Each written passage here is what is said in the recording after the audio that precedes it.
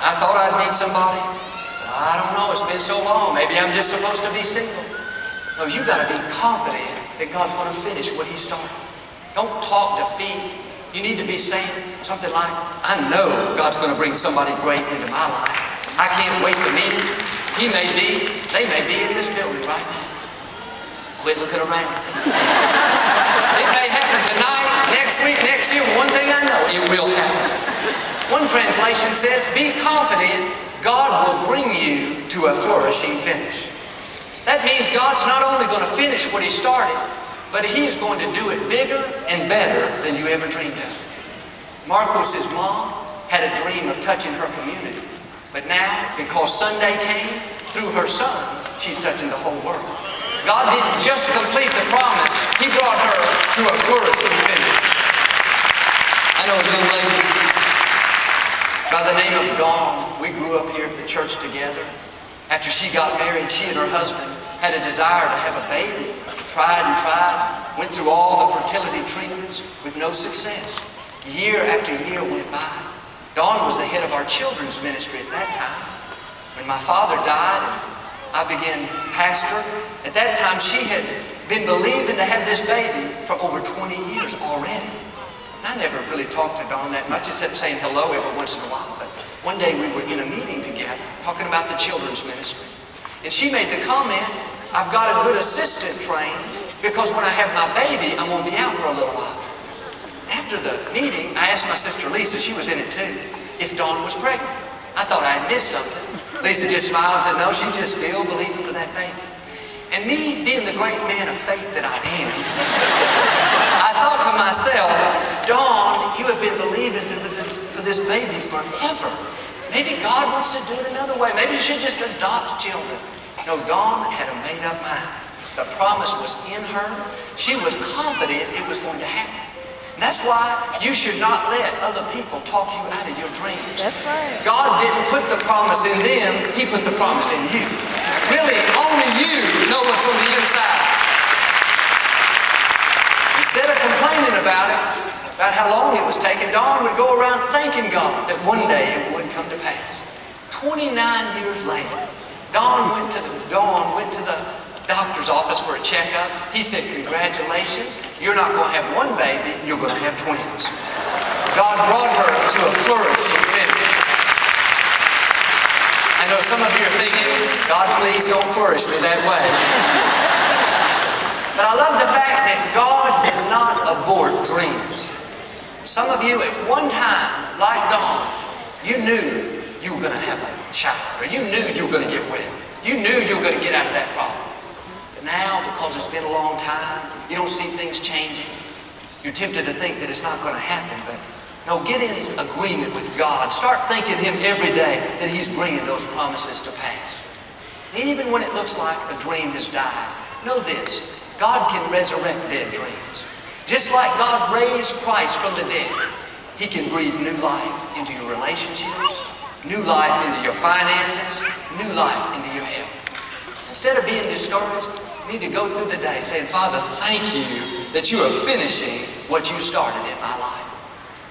This is one of the reasons we don't see God's best. We give up on our promises too soon.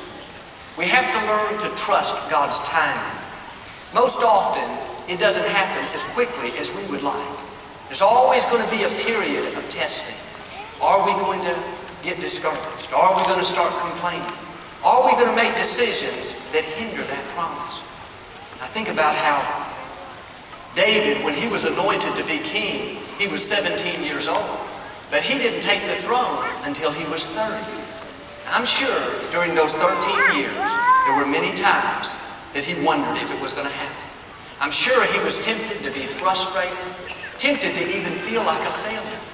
Thinking, God, did I hear you wrong? I thought for sure you said you'd do something great with my life, but nothing's going my way.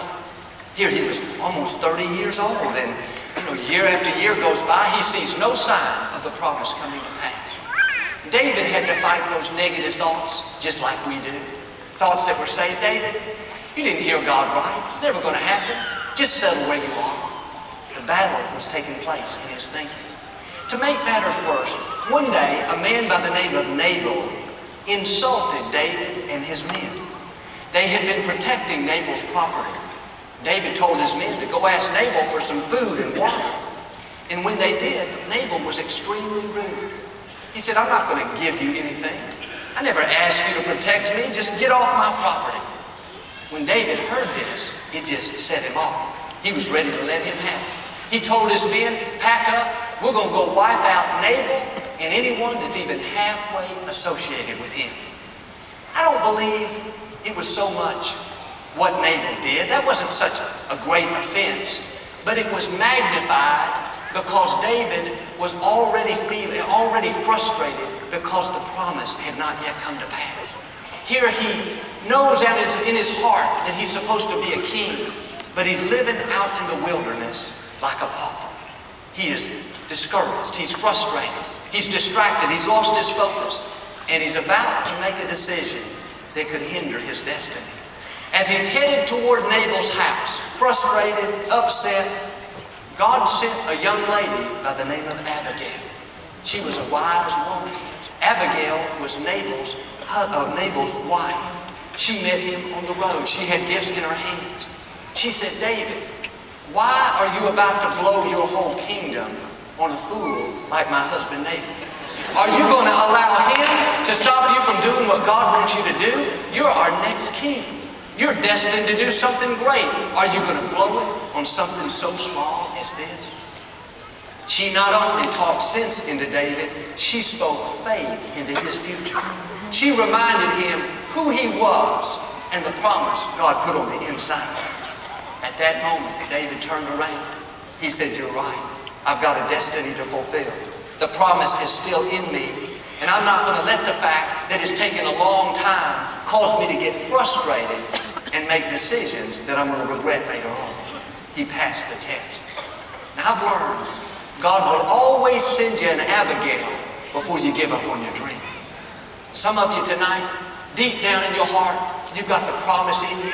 God's calling is on your life. You know you've got a bright future, a future filled with blessings, increase, promotion, but you're not seeing any of that happen right now. You're tempted to get discouraged, frustrated, maybe even make decisions like the promise is never going to come to pass. But today, God sent me to be your Abigail. I want to remind you of who you are and what you have on the inside.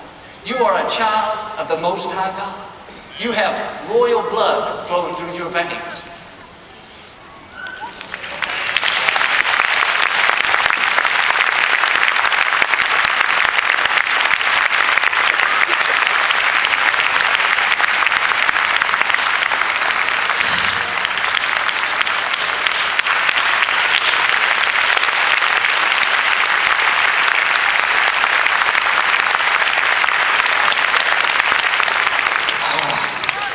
I thought I could make it, y'all.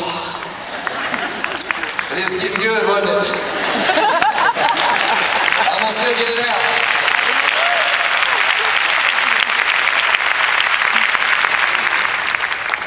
Didn't want to mess my makeup up tonight.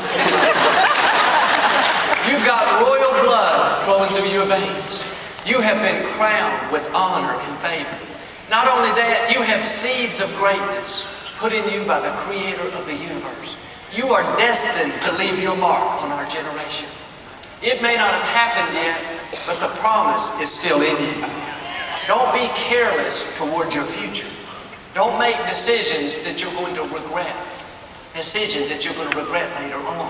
It's easy, like David, in the heat of the moment, to want to kind of blow somebody off. In other words, it's easy to walk out of a marriage. It's easy on the Fridays of life, when business is slow, when it's taking a long time, when everybody's getting promoted except you, to think, well, fine, I'll never get ahead.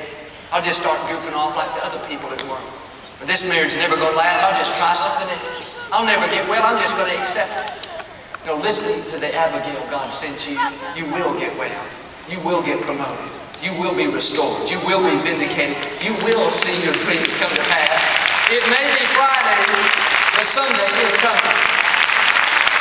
And when it's your time to be promoted, to be vindicated, to be restored, all the forces of darkness cannot stop it from happening. God's looking for people that have a made-up mind. People that will trust His timing.